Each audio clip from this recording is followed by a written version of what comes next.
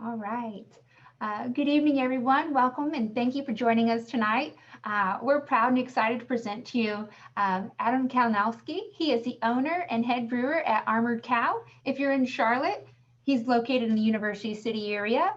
For those who are not, he will be someday in a grocery store very close to you, I hope.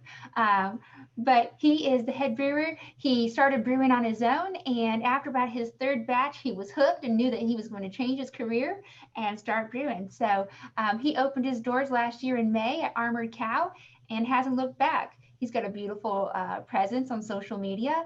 And as you can see, he's right there in the hub of his brewery. So we'd love to hear and hear what you've got to say. Hi, everyone. Before I get started, I thought I'd uh, tell you about my first home brew. It almost cost me my marriage. I uh, I bought a 5-gallon extract homebrew kit, and my wife, who was 6 months pregnant at the time, asked me if it was going to smell bad, and I was like, "No, it's beer. How could it smell bad?" Well, when you dump your true, which is what is left in your brew kettle at the end of a boil in the trash, it starts to smell bad. And so, like I said, my wife was 6 months pregnant, and we have a diabetic child who was 5 years old at the time. I woke up the next morning to an empty bed, and they were sleeping out in the car in the middle of February, and it was cold that weekend. And she didn't talk to me for about a week, so I thought my marriage was over. But so with today, I wanted to walk folks through pretty much grain to glass in the brewing process to include malting. We'll talk about traditional and non-traditional grain, um, then the brewing process, and even some packaging things. Um, so to get started, uh, on the traditional brewing side, traditional grains are barley, wheat, rye, maize, um, oats, which are naturally gluten free, and sometimes sorghum, which is also naturally gluten free. But most plants that process those grains don't process them in a way that keeps them from being contaminated with gluten. And then non-traditional grains consist of millet, rice, quinoa, buckwheat, and sorghum is what I use on our gluten-free system. So we do traditional grain brewing, and we also make gluten-free beer. I started making gluten-free beer because my mother-in-law has celiac disease. So she was diagnosed later in life, and one of the things she missed the most from having to be gluten-free was beer. So I set out as a home brewer to try to make her something that she would enjoy drinking, and I discovered some really good gluten-free grains that were new to the market. I think you'll see going forward that gluten-free beer is going to take off.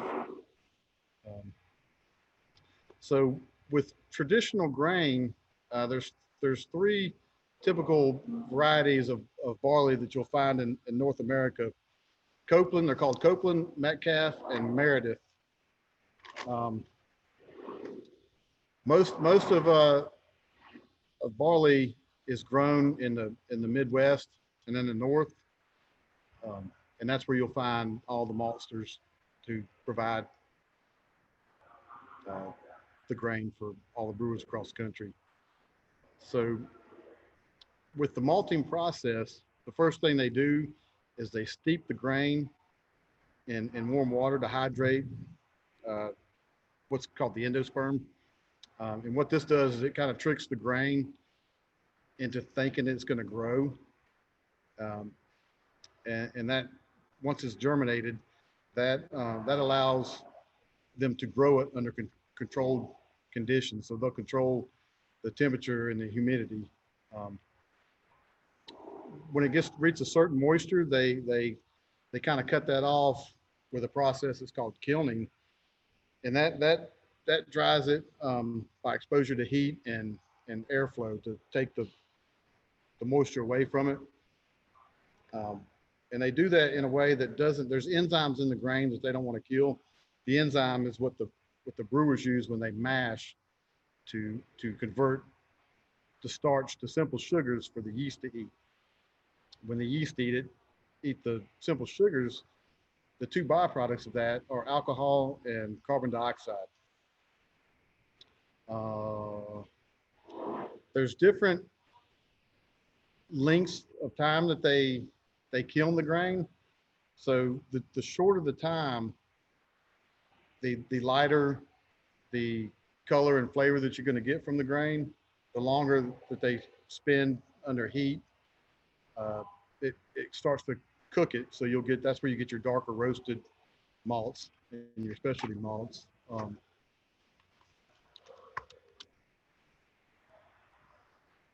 Once the grain reaches certain dryness, that it allows them to be able to store it safely to where you won't get mold and it'll have a shelf life for a certain amount of time.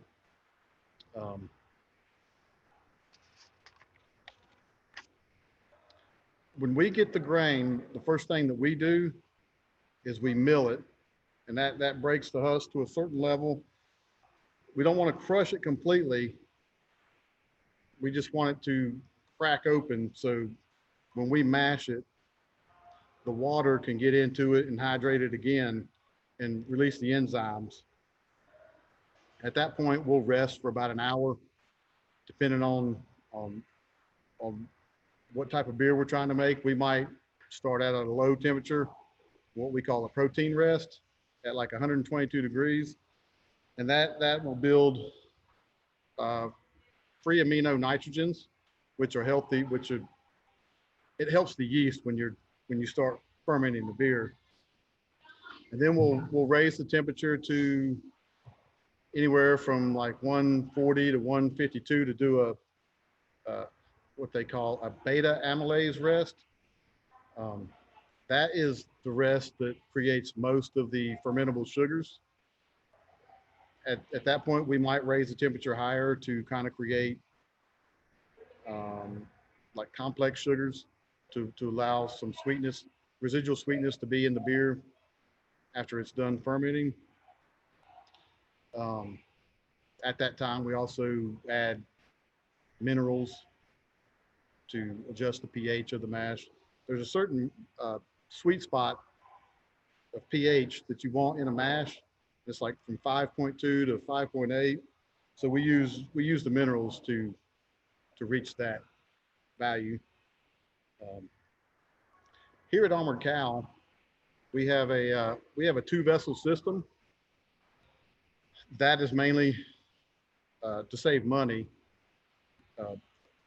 With the brew house, the 2-vessel system is we have a mash, mixer, Vorlauf lautering tun combo. So what happens there is the grain will crack that we've cracked will hit the mash tun at a certain temperature that we were talking about earlier. After that's done, we'll use the lauter. It'll lauter. And what we're doing there is we're recirculating the wort, is what it's called at that time, to separate the wort from the grain. So it'll recirculate for about a half hour. Once we start getting clear liquid, that's when we start to move it over to the boil kettle. Now with other systems, you might have a 4-vessel system, so everything will be separate. You'll have a mash tun, and then from there you move it to a lauter tun, and then from there you move it to a boil kettle, and then from there you move it to a whirlpool kettle. Our boil kettle is also our whirlpool kettle. So we'll once we've separated the wort from the grain, it goes to the boil kettle. That's where we boil for an hour, sometimes longer. I just made an imperial stout the other day. I had a 4-hour boil, but that's where we add the hops, any type of flavorings we want to put in the beer, lemon zest, you name it, anything goes. And then we whirlpool. Whirlpooling is a process that uh, gets everything, all the hops, any type of ingredients you put into the boil kettle to end up in the middle of the kettle. That way you're not, when you go to transfer it to a fermenter, it's not moving with it.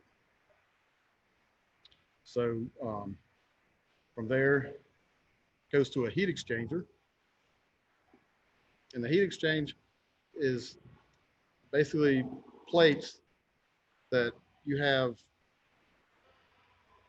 cold water coming from a cold liquor tank running past the hot wort, and it cools the beer down, the wort, from 212 degrees to whatever temperature you're looking to hit. So most times with ales, we're looking for like 66 degrees, but it cools it down just like that. And we can even go down to 55 with no problem with just 38-degree water.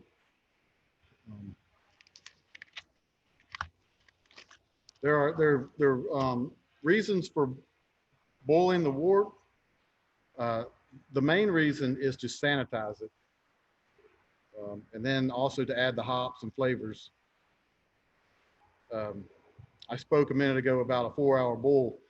I did that boil to reach a certain gravity. So I start out at a higher gravity, and then the longer you boil, it condenses and you get a higher gravity. And I was shooting for a very high alcoholic beer.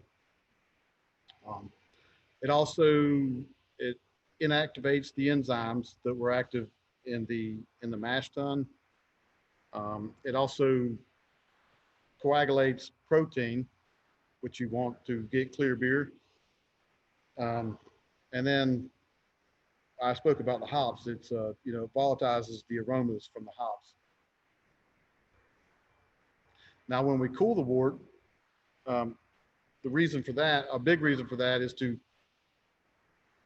cool it so the yeast can be pitched. Yeast like temperatures in certain ranges. Usually, on average, anything above 70 degrees is a little high for yeast. But we also, as we're cooling it, we aerate it with oxygen, pure oxygen. And that's because when you boil the wort, you're also boiling off oxygen, and yeast need oxygen to be healthy in a fermentation. So at that point, we also, I call it fire in oxygen to oxygenate the wort for a healthy fermentation. Fermentations vary for different styles of beer. For ales, a typical fermentation will last about 2 weeks. And then I'll condition for a few days. And then if it's a hoppy beer, you're going to add hops, and that adds a few more days. So a typical cycle for an ale can be 2 to 3 weeks. For lagers, that's a much longer time. So a typical primary fermentation for a lager is going to be, mine are usually about 4 weeks. I'll do a primary fermentation for 2 weeks, and then we do what's called a diacetyl rest. Diacetyl is it's a compound that the yeast create, but they also eat it back up at the end of fermentation. It happens naturally pretty much in ale yeast, but lager yeast, you have to raise the temperature to kind of wake them up to consume the precursors for that. So I'll do a 2-week primary fermentation, and then a 1-week rest at a higher temperature, and then I might lager for 6 to 8 weeks. It kind of depends on the beer and the yeast. We don't filter here yet. So you know, I'll let it rest until it's clear. And then after it's fermented, we move on to packaging. We'll move it from a fermenter to what we call a bright tank. The fermenters, I don't know if you can see behind me, but those are the conical bottoms are a fermenter. The bright tanks do not have a conical. That conical is there so we can, all the yeast will drop into that cone, and a lot of times we'll harvest that yeast and reuse it. Yeast is probably the single most expensive part of brewing. So if the more we can reuse it, the less expensive it gets. So the bright tank has got a flat bottom, but there's what's called a carb stone in the bright tanks, and that's where we use that to carbonate the beer.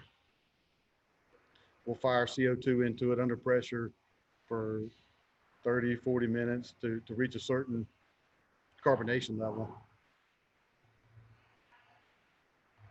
Excuse me.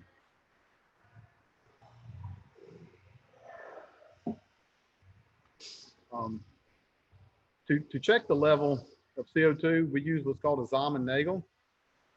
I call it a shaker weight. It's a piece of equipment that will run off one of these, the faucet, and once you reach a certain temperature and pressure, you shut it off, and then you just shake the crap out of it. Not a lot of fun, but it's a thing with pressure and temperature to read the volumes of CO2 in something. And then off the bright tanks, that's where we keg the beer off of that, or we can. Here at Armored Cow, we just recently purchased a canning line. So that's pretty exciting for us, especially with the environment right now of not knowing what's going on. To be in the grocery stores and stuff like that, it's going to be big for us.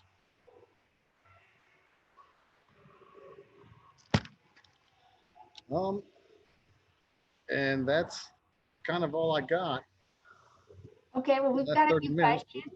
I'll start with a couple. The first one is if we are starting to brew tomorrow, what is the equipment shopping list that we need to have at home to be a home brewer? Like when you started out, what are those must-haves? You would need it if you're going to do an extract batch, which is just essentially an extract, takes one of the steps out of brewing. It costs a little more, but to me, it's worth it to start with. You would need a kettle, a boil kettle made of stainless steel. You can buy buckets for fermentation. I recommend a glass carboy. You would need a siphon hose and a siphon. And I don't recommend doing your first batch on the stove like I did, unless you're single. So I just bought a turkey fryer for my second batch, and boiled it out in the garage. Okay, well, you're a brave scientist or brew scientist. And then from start to finish, if you're brewing at home, what's that life cycle of brewing your own beer? It's pretty similar. It's no different than what I do here. I just use more yeast. So it's 1 to 2 weeks for fermentation, and then for conditioning, it kind of depends on how patient you are. I didn't mind having a cloudy beer at home, so I would be ready to drink my beer in 3 weeks. But if you want to clear up and everything, it might take longer. Okay, good. And then we've got a couple questions that are coming in from the group. The first one, it says, with regard to temperature and process, like a beta amaze, it says, is this how you are getting different type of beer types, including lager, pilsner, etc.? No, that's how we're getting different like flavor profiles. So the beta amylase rest creates most of the sugars, Now, if I did a lower temperature rest, it would make a drier beer. And then if I do a higher temperature, it's going to create more complex sugars that the yeast won't be able to eat. And it's going to be it's going to have more residual sweetness.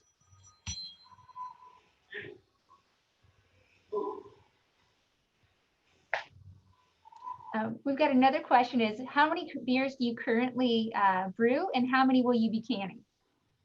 Right now we have 18 traditional grain beers on tap and 3 gluten-free beers on tap. I like to keep at least 4. The gluten-free beers are moving faster. It was kind of when I got into this, I didn't know what the demand would be for it, but it has definitely grown. So I'm going to be I have room for more taps. We're going to be adding more gluten-free taps for sure. Very cool. We've got another one that's asking about the lemon zest, or I'm sorry, the lemon zest. And it says, when people talk about beer flavors like raspberry, brown ales, chocolate, coffee stouts, and ingredients like that, which ingredients are commonly added to add flavor? In the coffee, I've done several coffee beers, coffee, cocoa nibs, any fruit that you can think of. I've got one that I really enjoy drinking. Is lemon basil. So I put lemon zest and fresh basil in it, and it's a blonde ale, but it's really refreshing. A lot of people, I think, they don't like it. If they don't like it, they don't like it before they even taste it because they don't like basil. But if you like basil, which I do, it's a good beer. Good. And we've got kind of a twofold question is, what determines the alcohol levels and how do you measure them? So I use a hydrometer, and what you do is you measure, you take a gravity reading before you pitch the yeast. And let's say if my gravity was a 1.050, after fermentation, you take another gravity reading. If it's 1.010, what you do is you subtract the 1.010 from the 1.050, and there's different equations, but I multiply that times 131.25, and that gives you your alcohol percentage. Okay. So not only are you a scientist of the beer, but you're also a good mathematician. And I think that's all we have for our questions. Andy, thank you so much for your time. We really appreciate your expertise. Oh, it looks like we got another question that just came in. It says, I have seen gravity values listed on the board at better beer places. What exactly is gravity and what does it do for taste? Gravity is the amount of sugar in solution. So I don't know how to explain that. The gravity reading is what I take, before and after fermentation. So I guess if there's a gravity reading on a board, it might be like 3 Plato or 2 Plato, or it's in bricks, or it's in gravity units. I was speaking in gravity units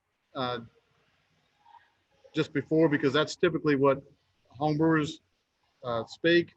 I found in professional brewing that the brewers like to speak in Plato.